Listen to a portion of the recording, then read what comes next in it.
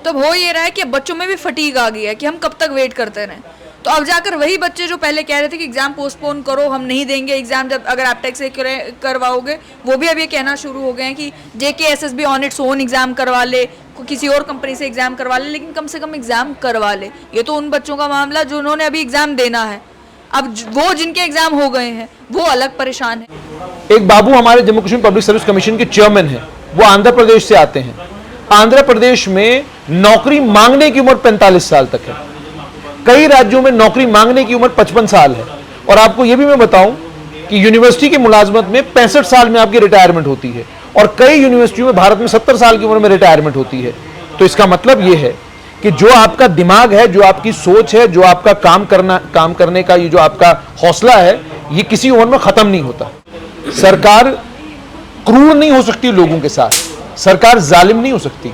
सरकार के पास एक हृदय होना चाहिए और सरकार का हृदय कोमल हृदय होना चाहिए, जिसमें सरकार के दिल में जगह होनी चाहिए बच्चों के लिए कि जनाब हमारे बच्चे हैं, ठीक है कोई बात नहीं, अगर ये चाहते हैं कि किसी और एजेंसी से इम्तिहान होना तो हम किसी और एजेंसी से इम्तिहान करवाएं। नमस्कार, अज अस परिचर्चा करने बेरोजगारी देखा करने हैं कि खास करिए जिस वेले अस जम्मू कश्मीर के हवाले करना इं तो पूरे देश बेरोजगारी समस्या जी है बड़ी गंभीर बनी रही है। पर अगर अस जम्मू कश्मीर के हवाले कन्नै गल करचै तो बेरोजगारी की समस्या जी है वो विकराल रूप धारण करती है। SSB के बारे तुम सुनते गै रौंदे हो, खबर आउंदियां गै रौंदियां न। बच्चे के जिहड़े इम्तिहान पहले तो जिहड़े बच्चे इम्तिहान दिते वो कैंसल होइए, नवें इम्तिहान जिहड़े बच्चे ने कदों होने न, कियां होने न, कुन्नै करने न, कुसलै करने न, ये बड़ा एक गंभीर जिहड़ा मसला है वो बने दा है। इहदा पर जिवें मैं पहला गल की परिचर्चा करने मेरे कन्नै न TSL के मैनेजिंग एडिटर सैयद जुनेद हाशमी ते TSL दियां चीफ एडिटर मुख्य संपादिका पल्लवी सरीन, तुंदा दौने का इस परिचर्चा स्वागत है। शुक्रिया सर। जुनेद साहब, जियां कि अस देखा करने हैं कि बच्चे जिहड़े ने ये डामाडोल स्थिति च ने, के कारण है, कुत्थे बिगन पवा करता है? बेसिकली मुसीबत ये है कि जब ये रिक्रूटमेंट ड्राइव 5 अगस्त 2019 के बाद शुरू हुई, जम्मू कश्मीर में लोकतांत्रिक सरकार तो कोई भी नहीं है। लोकतांत्रिक सरकार ना होने के कारण जिस समय आपने रिक्रूटमेंट ड्राइव शुरू की तो सरकार ने दावे उस वक्त बहुत बड़े बड़े किए।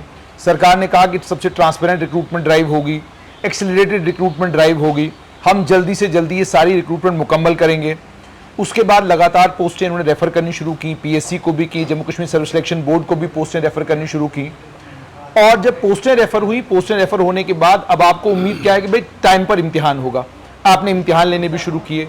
इम्तिहान जब आपने शुरू किए, इम्तिहान लेने के बाद जब सब इंस्पेक्टर का मामला आया, JE सिविल जल शक्ति का मामला आया, इन दोनों मामलों में गंभीर आरोप बच्चों ने जो है Jammu Kashmir service selection board के ऊपर लगाए। उन आरोपों का संज्ञान लेफ्टिनेंट गवर्नर ने लिया। लेफ्टिनेंट गवर्नर ने इंक्वायरी ऑर्डर की, मामला CBI के पास गया, सारी कहानी आपको पता है। CBI के पास मामला जाने के बाद फर्दर एक स्टेप और आगे चले गए। एक स्टेप और आगे जाने के बाद इन्होंने क्या किया कि जब ये मामला CBI के पास गया तो उसके बाद जो है दोबारा से सरकार ने कोशिश की कि भाई हम इस रिक्रूटमेंट ड्राइव को शुरू करें।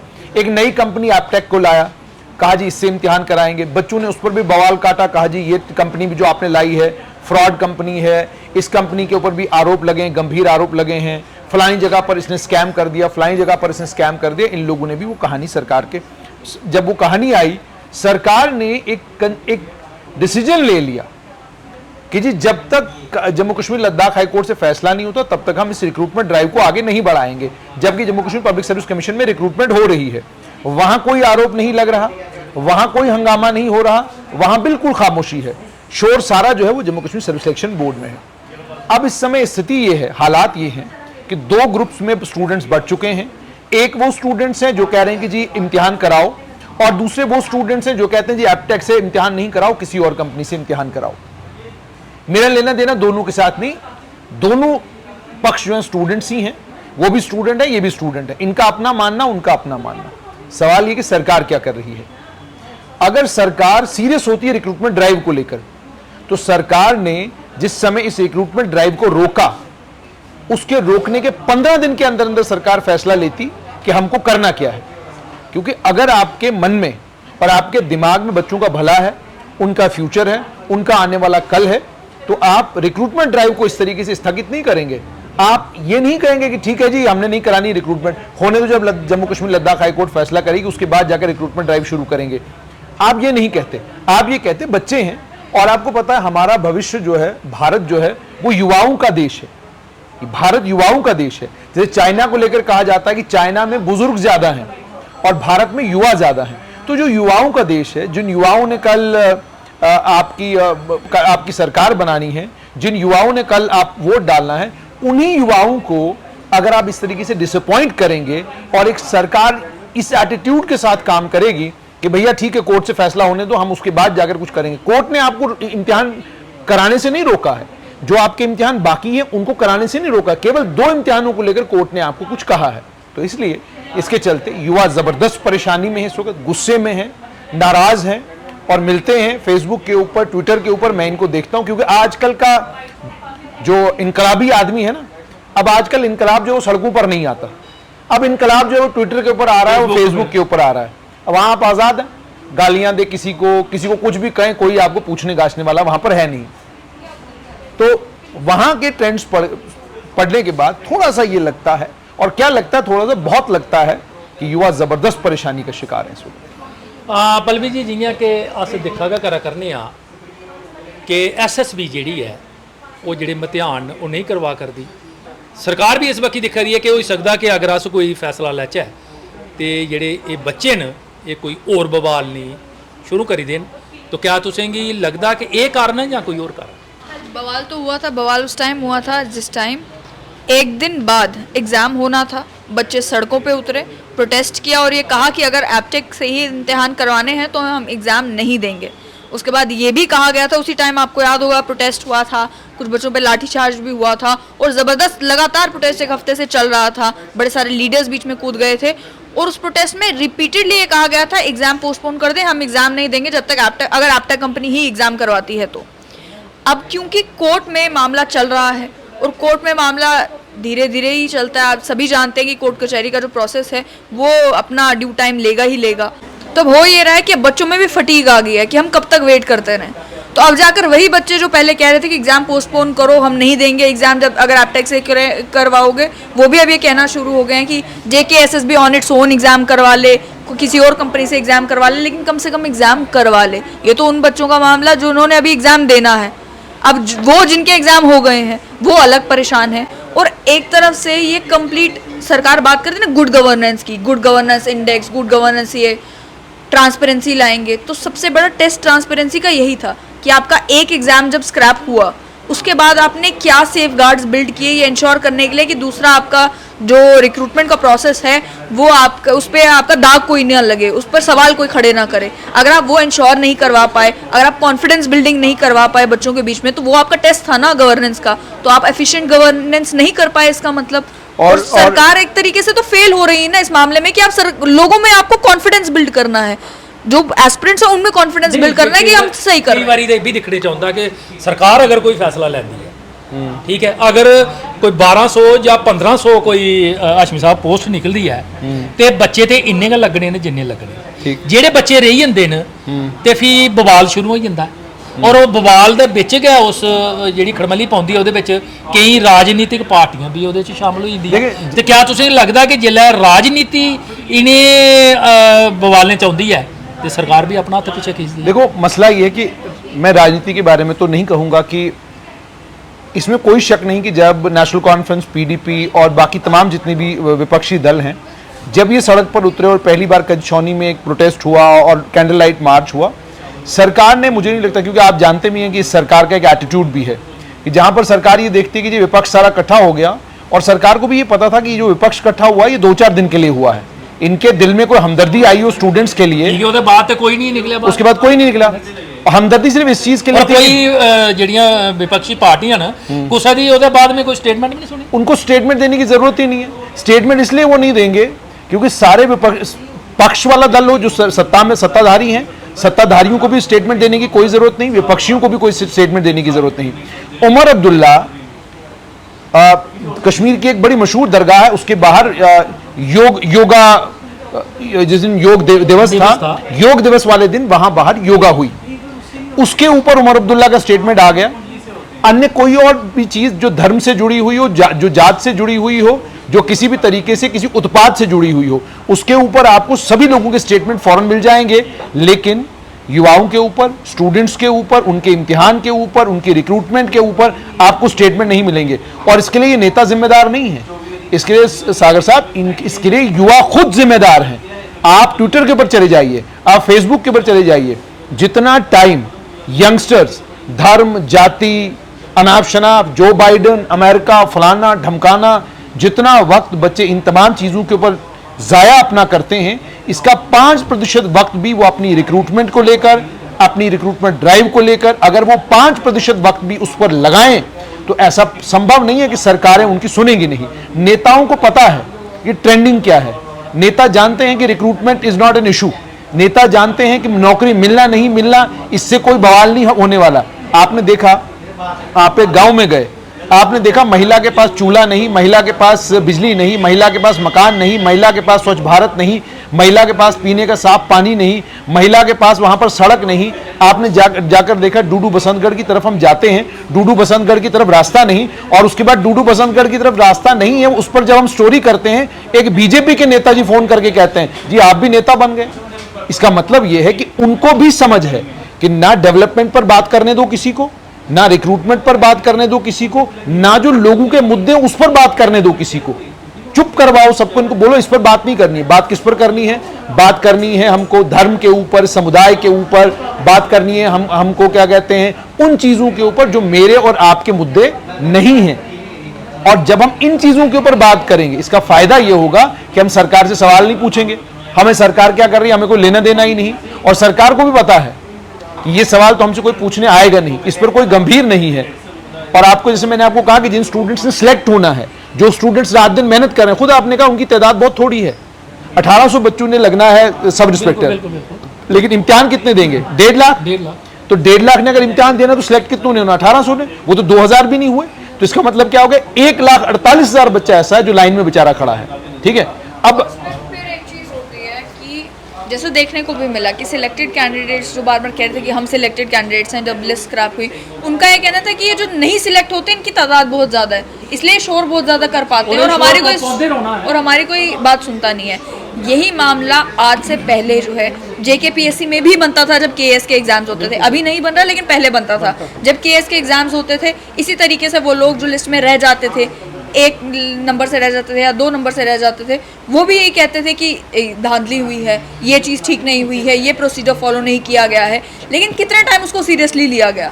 कोर्ट में जब इंटरवेंशन हुई तब जाकर 1-2 मामलों में लिया गया हो तो लिया गया, लेकिन सरकार ने क्या कहा कि जो प्रोसेस जैसा चल रहा है वैसा चलता रहेगा। कि सरकार की भी एक माइट होती है, आपको बैलेंस करके चलना है। एक तरफ आपको ये भी इंश्योर करना है कि बच्चों के साथ जाति ना हो, अनफेयर ट्रीटमेंट ना हो, जिन्होंने एग्जाम में बैठे हैं अगर कोई स्कैम हुआ है तो ढूंढ के निकालो। और दूसरी तरफ आपको ये भी तो इंश्योर करना है कि बाकी जो बच्चे सिलेक्ट हो रहे हैं, कितनी बार एक बच्चा बार सिलेक्ट होगा? एक बार वो सिलेक्ट हो गया, दूसरी बार वो सिलेक्ट हो गया, तीसरी बार दोबारा से जब वो एग्जाम देगा, कभी कभी एग्जाम क्वालिफाई करने में आपकी टैलेंट तो लगता है लेकिन लक की भी बात होती है, आपका उस दिन आपकी मेंटल स्थिति क्या है वो भी बात होती है, आप कितना प्रिपेयर कर पाए हो दोबारा वो भी बात होती है, और उसके बाद एग्जाम किस पैटर्न पर आया है, आपकी क्या स्ट्रेंथ है वो भी बात होती है। तो एक बच्चा क्या 3 बार ही लगातार लिस्ट में आएगा? और वो एक बार लिस्ट में आया, दूसरी बार लिस्ट में आया, तीसरी बार नहीं आता है तो उसको तो जिंदगी भर यही दुख रहेगा कि मैं तो 2 बार क्वालिफाई किया था, ये तो सरकार की नाकामी है कि मैं सिलेक्ट नहीं हो पाया। जियां कि पलवी होरें दस्सिया है कि 1 बारी बच्चा लिस्ट च आउंदा, 2 बारी आउंदा, जियां वो 3 बारी आउंदा है, इस्सै तेज रफ्तार कन्नै उंदी उम्र जिहड़ी है वो भी उंदी जा करदी बिल्कुल। हुण 35 सालें दी उमरी च जां 36 सालें दी उमरी च उनेंगी नौकरी थोग, किन्नी नौकरी करन की अद्धी उम्र कोला मती उम्र ते उंदी बिगड़ी। तो क्या जुनेद साहब अस मेद रखी सकने आं कि अदालत च भी केस चला करदे बावजूद एह्दा सरकार कोई ऐसा रास्ता कड्डूग कि जेह्ड़े इम्तिहान न बच्चे दे होङन? देखो, सरकार चाहे तो सरकार रास्ता निकाल सकती है। सरकार कुर्सियों पे बैठने वाली नौकरी तो इन्होंने करनी नहीं है। इनमें से जितने भी लोग हैं उनको उनका हेक्टिक शेड्यूल रहेगा। ये भी नहीं है कि कुर्सी पे 24 घंटे बैठे रहे तो कुर्सी पे बैठ के आपको नौकरी करनी, अफसरों वाली नौकरी करनी है कि आपको AC कमरे से बाहर नहीं निकलना है। इनको ड्यूटी सड़क पे भी देनी पड़ सकती है, इनको ड्यूटी गांव देहातों में भी देनी पड़ सकती है, तो इनको मेहनत वाला काम करना है, तो वो किस उम्र में देंगे? लेकिन मैं इसमें थोड़ा सा पल्लवी से डिफर करूंगा इस बात पर कि आप, मतलब मैं बार बार ये बात कह रहा हूं और अनफॉर्चुनेटली मैंने आपको बोला ना कि अगर इसकी जगह मैं अपने धर्म से जुड़ी हुई कोई बात कह दूं या किसी के धर्म से जुड़ी हुई किसी बात के ऊपर टिप्पणी कर दूं तो रातों रात में मशहूर हो जाऊंगा, फेमस। जुनैद साहब ट्रेंडिंग होंगे, क्यों? कि जी फलां धर्म के ऊपर जुनैद साहब ने ये टिप्पणी कर दी, ठीक है। अब जब तक क्या कह रहे हैं जुनैद साहब को या तो जेल नहीं पहुंचाएंगे या इनको सबक नहीं सिखाएंगे, तब तक हम छोड़ेंगे नहीं। लेकिन आपके 2 इम्तिहानों में धांधली हुई, आपका समाज क्या कर रहा है? आपके इम्तिहान नहीं हो रहे हैं, आपका समाज क्या कर रहा है? समाज का कौन सा बड़ा नेता आपने देखा जो बच्चों के बीच में जा रहा है या जो सरकार के पास जाकर कह रहा है कि सरकार आप माई बाप हैं, जो अंग्रेजों के जमाने में कहते थे कि सरकार जो है, सरकार क्रूर नहीं हो सकती लोगों के साथ, सरकार जालिम नहीं हो सकती। सरकार के पास एक हृदय होना चाहिए और सरकार का हृदय कोमल हृदय होना चाहिए, जिसमें सरकार के पास के दिल में जगह होनी चाहिए बच्चों के लिए कि जनाब हमारे बच्चे हैं, ठीक है कोई बात नहीं, अगर ये चाहते हैं कि किसी और एजेंसी से इम्तिहान होना तो हम किसी और एजेंसी से इम्तिहान करवाएंगे। एक बात तो ये, तो पहली बात तो ये कि समाज के तौर पे आपको जागरूक होना पड़ेगा, खड़ा होना पड़ेगा, सरकार के समक्ष चीजें रखनी पड़ेंगी, तो जाके सरकार जो है इसका संज्ञान लेगी और मामला आगे बढ़ेगा। लेकिन आप खड़े नहीं हो रहे, अब होगा क्या? अब जैसे मैंने आपको कहा, पहली बात तो ये स्टूडेंट्स को लेकर मैं बार बार कह रहा हूं, आपने कहा 35 साल की उम्र, एक बाबू हमारे Jammu Kashmir public service commission के चेयरमैन हैं, वो आंध्र प्रदेश से आते हैं।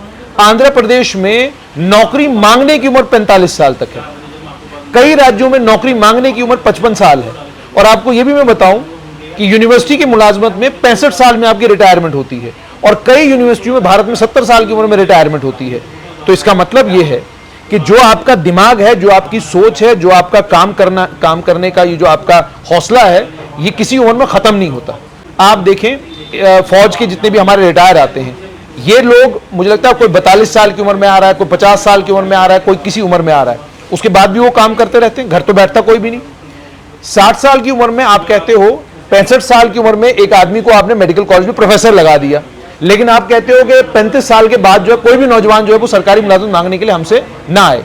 अब जो चेयरमैन साहब जिस प्रदेश से आए, आंध्र प्रदेश से, आप अपने प्रदेश में 45 साल तक चाहते हैं कि नौकरी मिलनी चाहिए। बाकी भाई साहब जो है हमारे, वो सब बिहार से हैं और यूपी से हैं। बिहार में भी 45 साल तक लोग जो है नौकरी मांग सकते हैं, यूपी में लोग 45 साल तक नौकरी मांग सकते हैं। जम्मू कश्मीर के लोगों के पास ऐसी कौन सी एक्स्ट्रा ऑर्डिनरी क्वालिफिकेशन है, या हमारे पास कौन सा सेंट स्टीफेंस है यहाँ पर, हमारे पास कितने अंतर्राष्ट्रीय लेवल के कॉलेज हैं, हमारे पास, मुझे बताइए डूडू बसंतगढ़ आप अभी हम लोग होकर आए, रास्ता जिस इलाके में नहीं, जहां आज भी बच्चे पैदल चल के स्कूल जाते हैं, पीछे में पंचैरी आपको लेकर गया, आपने रास्ता सारा देखा। जिन स्कूलों तक पहुंचने के लिए हमारे पास रास्ता नहीं, जिन कॉलेजों में हमारे पास इंफ्रास्ट्रक्चर नहीं, और जहां आज भी बच्चे दूर दराज के इलाकों के बच्चे शहरों में आकर पढ़ाई कर रहे हैं, उस इलाके के बच्चों को आप कह रहे हैं कि जनाब आपको तो 32 साल के बाद हम नौकरी देंगे नहीं, क्योंकि आप तो डिजर्व ही नहीं करते 32 साल के बाद नौकरी, हमें क्या करना आपको। और आपका मेंटल एटीट्यूड ये बन चुका है, आप कहते हैं जम्मू कश्मीर में तो सब बैक डोर है, यहाँ तो सारे बैक डोर हैं, यहाँ तो फ्रंट डोर से कोई आया ही नहीं। तो ये इतना स्ट्रक्चर जो मेरा मामा बना के चला गया या मेरा दादा आया था जिसने ये सारा इंफ्रास्ट्रक्चर बनाया। जम्मू कश्मीर में कितने पुल गिर गए देश के अलग अलग भागों में, कितना सारा आपका ट्रेन के कितने हादसे पूरे देश के अलग अलग भागों में हुए, कितनी बिल्डिंगें अलग अलग भागों में गिर गई, कितनी बिल्डिंगों में आग लग गई। जिन जिन जिन राज्यों से ये लोग आते हैं, इनसे पूछिए कि आपके राज्य में बिल्डिंगें गिरती हैं, आपके राज्य में पुल गिरते हैं, आपके राज्य में जबरदस्त नुकसान होता है, आपके राज्य में सड़क ठीक नहीं है, आपके राज्य में सड़क की दुर्घटनाएं ठीक ठाक होती हैं। उसके कंपेरेटिवली हमारे यहाँ तो कोई ब्रिज नहीं गिरा आज तक, हमारे यहाँ तो कोई बिल्डिंग आज तो कोलैप्स नहीं करी। तो इसका मतलब यहाँ जो इंफ्रास्ट्रक्चर जिन लोगों ने बनाया है, उन लोगों ने कुछ तो मेहनत की है इस इंफ्रास्ट्रक्चर के ऊपर। इन्हें आप कहते हैं आपको तो 32 साल के बाद हम नौकरी नहीं देंगे। तो पहली बात तो ये कि आपके मापदंड एक जैसे होने चाहिए। अगर आप 45 या 55 साल की उम्र में नौकरी बाहर देते हैं, यहां भी दीजिए। Jammu Kashmir service selection board में जो रिक्रूटमेंट ड्राइव आपने शुरू की है, उसको रिक्रूटमेंट ड्राइव को आगे बढ़ाइए।